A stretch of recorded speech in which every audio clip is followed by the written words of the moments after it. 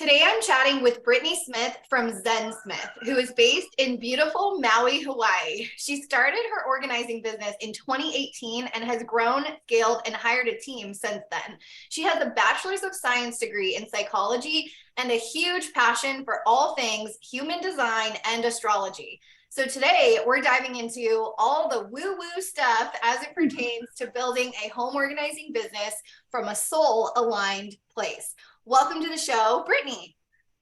Thanks, Melissa. So happy to be here. Yay!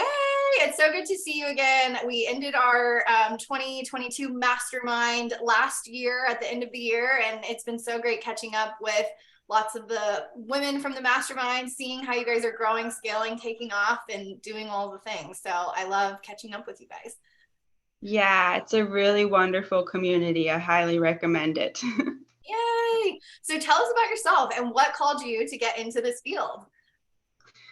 So I am a typical millennial and I didn't want to commit to a career right out of college.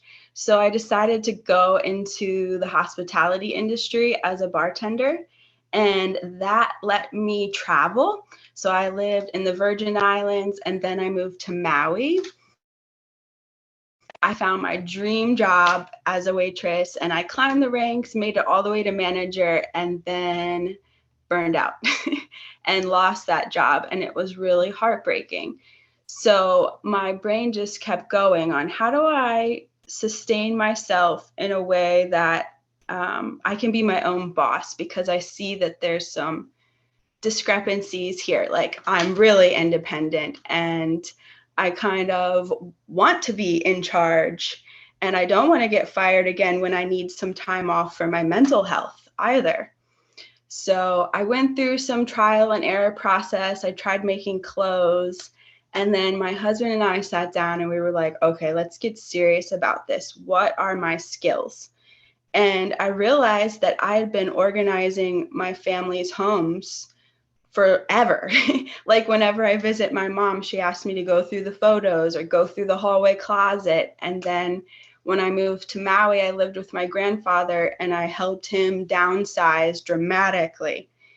So I thought, okay, let me try this. And one day we were like going back and forth on names, and I went to sleep on it and woke up and was like, ZenSmith.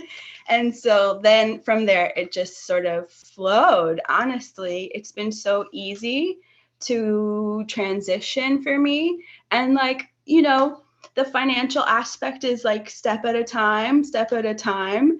But still, I keep getting clients, and with very little effort sometimes. And that's the exciting part for me. And so how I use human design is I took their advice. And when I have a defined heart in my chart, that means that I have the power to be in control or as the boss position. And I needed that support, honestly, because, okay, I'm a woman and I'm like a waitress. And, I had all these imposter syndrome mindset things to work through. And human design was really like my backbone for feeling confident enough to stick with it. Yes.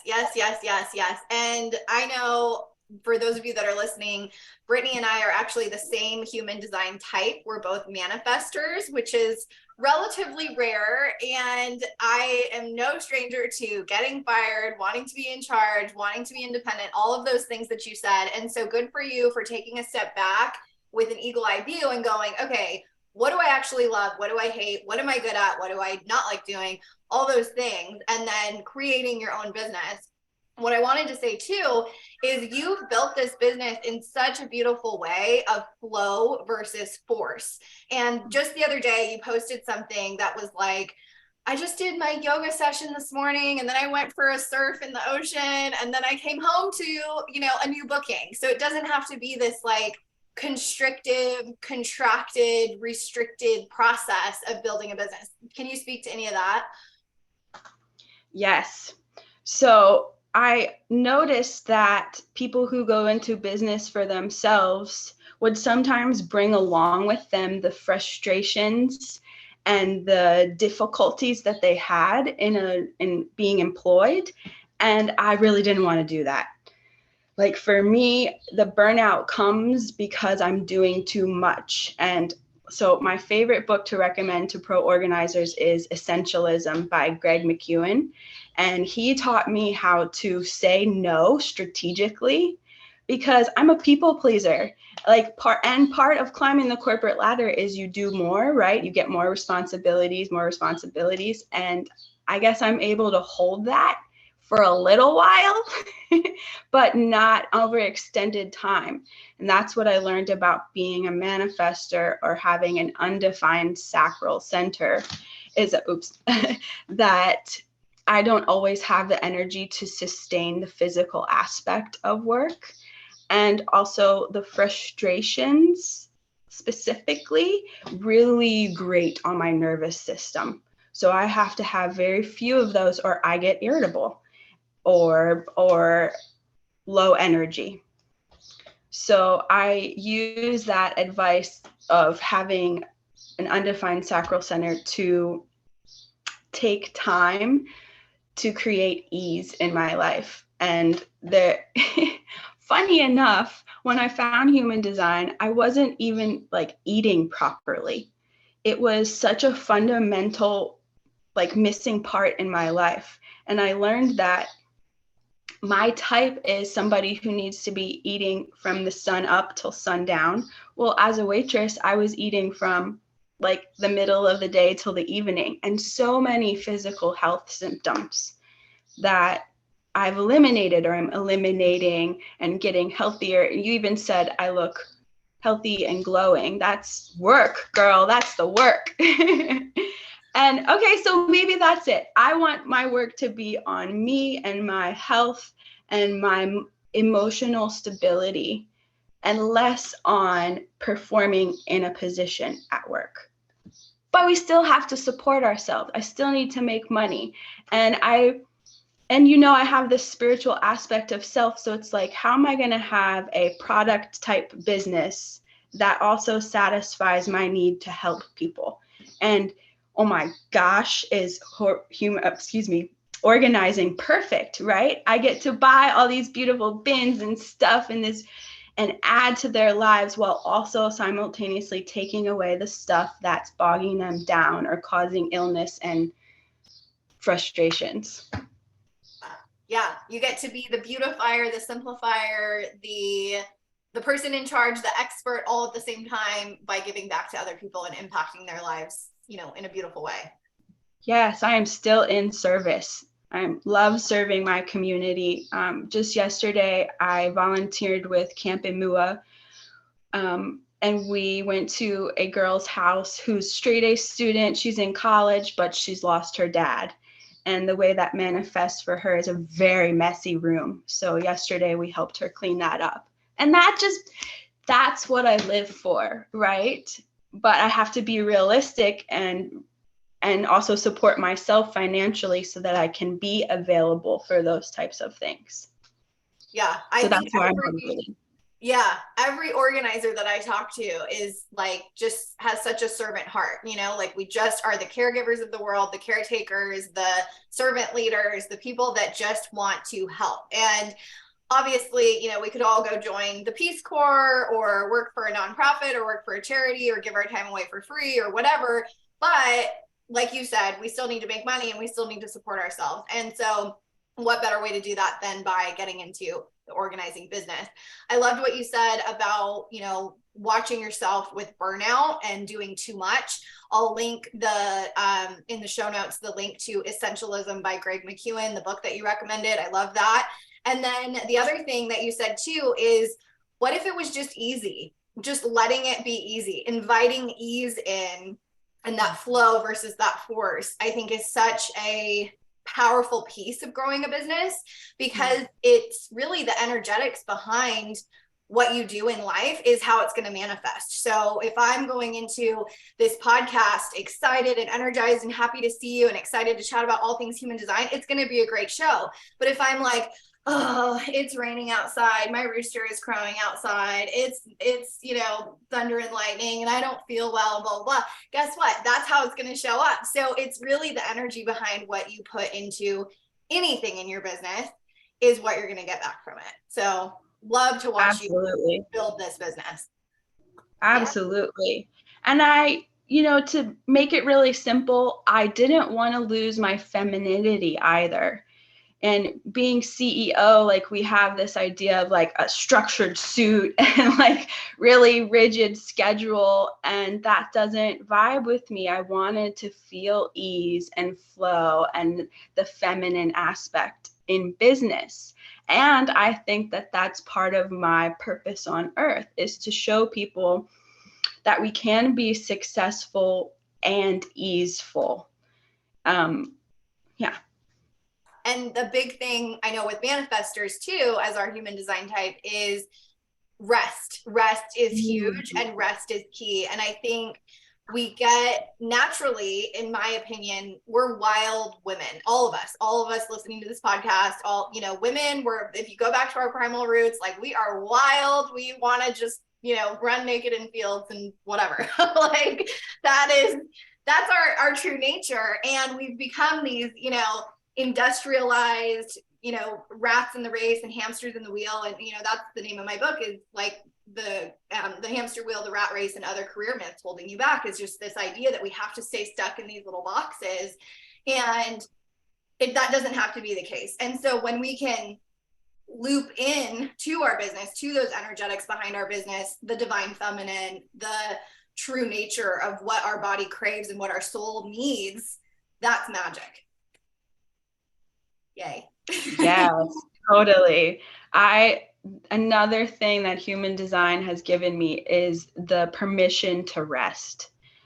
Like before I met human design, I was go, go, go, go, go. And I thought I had a restful life because I slept 8 hours a night. But once I started listening to my body, it's like I need to get horizontal several times a day. And that seems wild, because how am I going to have a business and be laying in bed so frequently? But it's working. And, it's working slowly. So I have to be comfortable in that. And I think that's what's making me, or what's giving me the ability to practice what I'm preaching. Yes.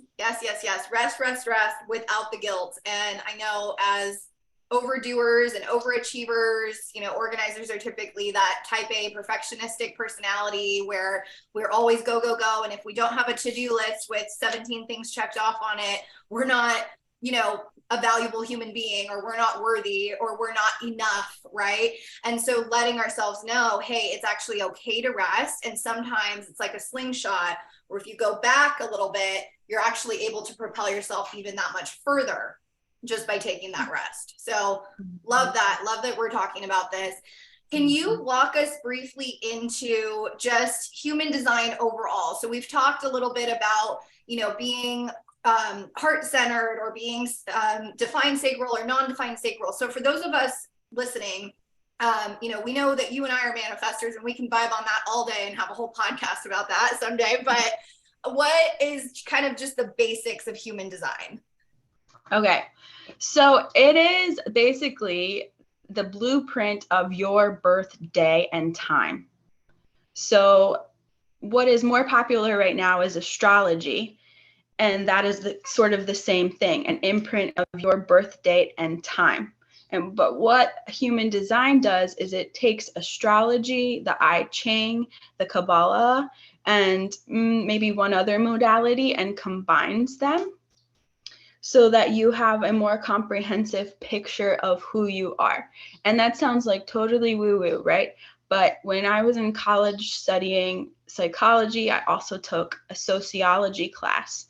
And in that class, they told me that the calendar is ancient, right? So this ancient civilization was mapping the time of year, the planets and the stars that go by, and then using that calendar to name their children, because that would give the tribe an idea of what that person was like, what that person's soul mission was like. So this isn't really that far-fetched. It's just our modernization of this ancient tool.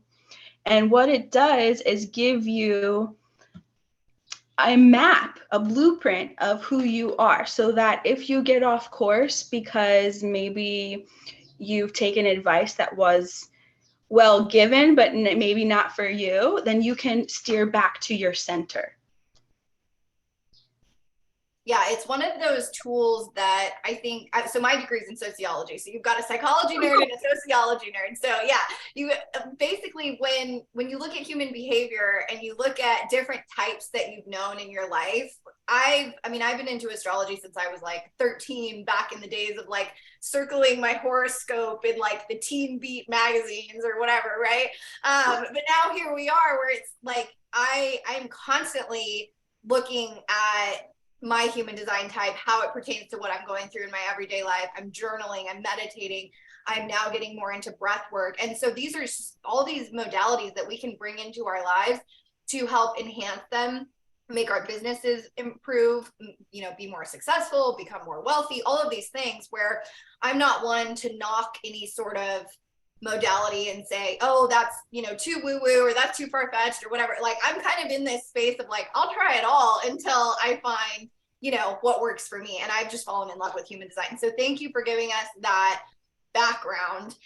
As it pertains to our organizing businesses, a lot of our listeners are growing, scaling, hiring teams. How can knowing our human design type help us know things like who to hire next, who to work with, what to cut out in our businesses? How can human design help with those things? So one of the key elements of human design is called the PHS, or personal health system. And to break it down, there are 4 arrows pointing either left or right. And the way we think about this is left pointing arrows are focused, strategic, planning types, the masculine energy. And then the right pointing arrows are passive, receptive, open, and the feminine energy. So if you have a chart with right pointing arrows and you're trying to be strategic and planning ahead and making lists and doing this, you're creating an imbalance. So I like to encourage people to look at their openness and their receptive parts to see if there is a new way of being in business that would fit them better. Like, maybe you don't need to be the technician that is always hands-on doing this stuff, because you're better at selling or guiding people through the process before you get started so that they're super excited. And I don't think that we need to do every single aspect in our business either. So when it comes time to hire help, who do we need? Well, I need somebody with a sacral center defined. And I also could use somebody with their head and ajna defined, which I think you are, Melissa. Yeah. That helps me get my thoughts clear because I can be kind of poetic. I'm right arrowed in that area. So it's like, I don't know, I guess I like doing things independently, so I get to look at my chart and make decisions right there rather than asking someone or trial and erroring a lot. This gives me a more narrow path to take. Yeah, it's so cool to look at the actual charts. For those of you that that might want to do your own chart, you can either reach out to Brittany, which will put all of her information in the show notes, and she'll shout out her website and all the things at the end of today's session. But you can also go to jovianarchive.com and get your free human design type. And so when that generates your chart. Essentially, back to, you know, our comments about astrology, it's going to ask you, where were you born in the world and at what time approximately. A lot of us don't know our birth time, so most people just put like 12 noon or 12 midnight, and then your actual day of birth, of course, and year. So that'll spit out a free design chart for you. It's jovianarchive.com, and I'll link that in the show notes below. But when it comes out, it looks like this really crazy like wheel with all these arrows and all of these like colors and all of these things, you know, that are either defined and colored in or not colored in. It looks like a little kid took like a crayon to a coloring book and forgot to color in like some of the lines. So you're going to look at this thing and you're going to, if you're new to human design, and be like, okay, what does all this mean? You know, what is going on here, right? And you can go down so many different rabbit holes on Pinterest, on obviously Google, just finding different things about your type. I know that in the coaching that I've done with some of our ladies in the Pro Organizer Bootcamp community, I've just asked them, hey, when's your birthday? Like, wouldn't it be fun just to add this to a tool in your toolbox? And so we've done their human design type, and I've sent them like, you know, ebooks and all of this stuff that's available freely online if you're just getting into it. If you want more of like an advanced reading, or you want to really know more about, okay, what does this truly mean? Definitely, you know, hit Brittany up on Instagram or reach out to, you know, to either one of us, but she's definitely the expert. And I love what you said about that personal health system, the PHS, of knowing, okay, if it's left, if it's right, if it's masculine, if it's feminine, is it open and flowy, more of the feminine, right? Or is it structured and, you know, cut off, more masculine? There's so much in these charts that can help us know how to be in business, how to be more successful. Yes. And a lot of us women are mommies. And something I hear frequently from mommies is they lose a sense of who they are because they've been so much about their children. So human design gives you a tool for self-inquiry so that you can have some time where you literally just focus on yourself. Taking that time to get back to yourself, back to, again, what your soul is craving, what your soul is screaming at you to be heard. And, you know, a lot of times we're not listening because we're like, we have to go, go, go. There's no time to rest. You know, we have to be perfectionistic, all the things. I love that self-inquiry. I know as manifestors, and you spoke to this as well, we burn out when everything is so like routine and it's so labor intensive. And like for me, organizing 250 clients in 2018 and then going into 2019 and still having my team of 4 ladies helping me in the San Diego market, it was a grind, man. Like it was like 18 months of like working 7 days a week. And for a manifestor, that is like a shit poor way to run a business. So I learned very quickly, I like initiating things. I don't necessarily love nurturing the thing like for a long period of time after that. So as much as you can learn from human design about yourself, your business, how you work, how you operate, who you might need to bring into your network to complement, you know, your gaps, things like that. It's just been a really helpful tool for me. Right. So we haven't said much about the generators, and for them, it's really important that they say yes and no correctly. And also some generators have a little trouble starting things. So they might want to bring in a manifestor to do that portion of the job. And then you don't know how excited I get when I meet someone who says, I love to finish the job. I'm like, oh, thank goodness, because I don't. I like to start the job. So it's not that any one type is superior to the other. I really want to make that clear. We all are working together in community. And without each other, there wouldn't be this beautiful world to live in.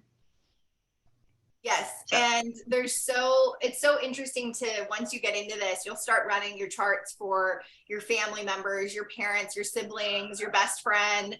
I was in Turkey over this past summer in 2022, and we were all sitting around with like, you know, my 98-year-old grandmother and like my dad and all of his sisters. And I was like, this is really interesting. Let's see who everybody is. I swear to you, Brittany, every single one of them was a manifesting generator, like 12 people. And all manifesting generators. And then my brother wasn't there, but then I ran his chart, also a manifesting generator. The partner I was with at the time, also a manifesting generator. So I was like, I need some like projector energy or some reflector energy in my life. The other thing to note is every single coach that I've ever hired has always been a projector. Like my past 5 business coaches, always a projector. So yeah, because they master the systems and they're here to guide us.